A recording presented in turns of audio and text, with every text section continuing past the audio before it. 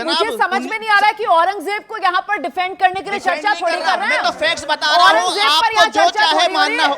यहाँ सवाल ये है कि साहब मंदिर और मस्जिद पर संग्राम है। आप जो कह रहे थे कि साहब ये तथ्य जब सामने आ जाएंगे उसके बाद लोकसभा में ये मामला आएगा और कानून बदलेगा, ये कानून जो है वो हटेगा, तो इसका आपको आश्वासन भी मिला है? आपकी बात भी हुई है सत्ता पक्ष से?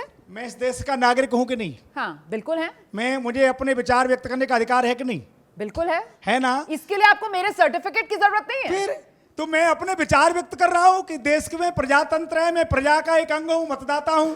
मैं सरकार से आग्रह करूंगा कि हमारी आस्था का ध्यान रखते हुए और देश में सुरक्षा रहे, संविधान लागू रहे, कोई किसी प्रकार का विवाद ना आए। इसलिए जो बनाया गया था कि 1947 से रहे, हमारी आस्था का और साक्ष्य का, केवल आस्था नहीं साक्ष्य। आज अयोध्या का मंदिर बन रहा है, लेकिन आस्था और साक्ष्य तो जो गुरु माँ बार बार कह रही है कि सबसे बड़ा साक्ष्य मथुरा में बनेगा तो नंदी साक्ष्य है। बनेगा। जो गुरु माँ कह रही है कि सबसे बड़ा साक्ष्य तो वो नंदी है जो उस तरफ मुंह करके बैठा हुआ है, उसके लिए तो किसी तरीके की वीडियोग्राफी की जरूरत नहीं है। तो वीडियोग्राफी बन रही है। इससे पहले आपको नहीं लगा कि इस मुद्दे को उठाया जाए? नहीं, आज से उठा रहे हैं हम। हाँ, आज से उठा रहे हैं। आपने बात क्यों नहीं? 8 साल से इस सरकार में 1669 से लड़ रहे हैं। ठीक है, तब से लड़ रहे हैं, कोर्ट में गए ना। सवाल तो यही उठेगा कि ये देश में और समाज में देखने के लिए मिलेगा, और इस पर लगाम लगाने की, इन हालात को कंट्रोल करने की जिम्मेदारी जो है वो जाहिर सी बात है सरकार की होती है सर। तो फिर इस केओस को कैसे कंट्रोल करेंगे? क्या होगा प्लान?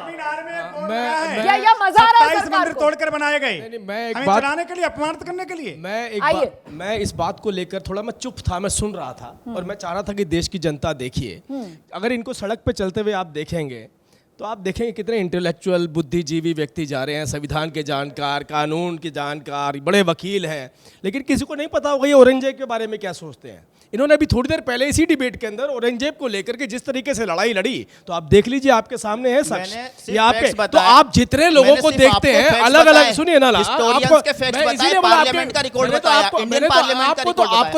आपको तो भरपूर मौका दिया मैंने। मैं तो कहता था कि आप बोलिए। आपने तो दो लोग महाराज जी ने 2 बार बोला मुझे बोलने के लिए, नहीं 2 बार बोला मुझे बोलने के लिए, लेकिन मैं चुप इसलिए रहा कि कम से कम आपका चेहरा उजागर तो हो जाए कि आप किसके सपोर्टर और किस तरह के विचार रखते हैं। तो अलग अलग वेशभूषा में एक जैसी बात करने वाले लोग सड़कों पर जब मिलते हैं तो हमें बड़ी अच्छी अच्छी नसीहत देते हैं। हम कहते हैं, पहले कहा जाता था आंखें बंद रखिए और चलते चले जाइए पट्टी बांध करके।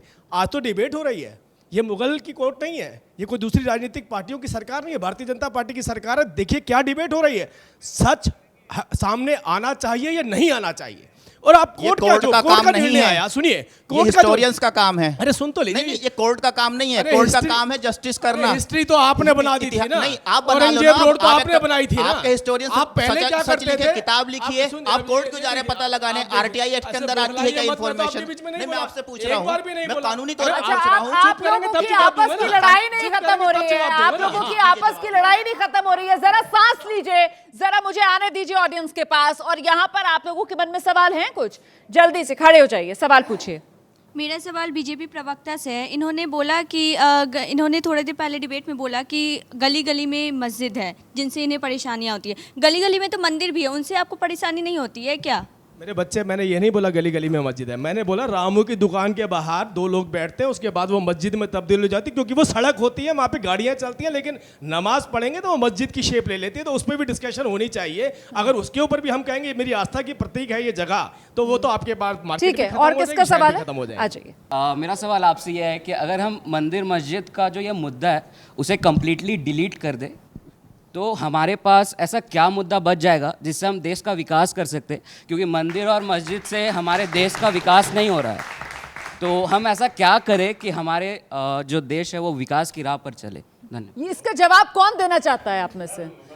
नहीं, मैं इसका भाटी साहब भी देना चाहते हैं और राजकुमार, माफ कीजिएगा, भाटी साहब भी देना चाहते हैं और जेटली साहब भी देना चाहते हैं। मैं भी देना चाहता हूं। भाटी साहब से मेरे छोटे भाई ने बहुत ही महत्वपूर्ण सवाल उठाया है, और सच्चाई ये है कि राजीव जेटली जी की पार्टी के पास, भारतीय जनता पार्टी में किसी भी नेता के पास मंदिर मस्जिद के अलावा किसी समस्या का हल नहीं है, इसलिए उस समस्या से अलग जाना ही नहीं चाहते।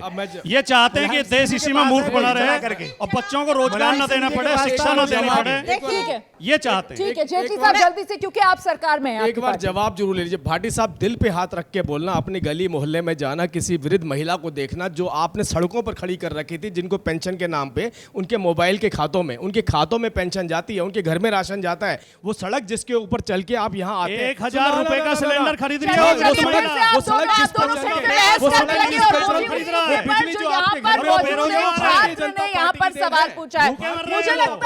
लगता है सवाल समझे नहीं आप लोग, क्योंकि भाव ये था कि साहब इस देश के अंदर क्या मंदिर और मस्जिद को लेकर या फिर यूं कहें कि क्या धर्म को लेकर बहस ज्यादा छिड़ती हुई नजर आ रही है और जो बुनियादी मुद्दे हैं, मूल मुद्दे जो हैं, वो क्या पीछे होते हुए नजर आ रहे हैं? ये बड़ा सवाल है जो देश में कई लोगों के मन में है।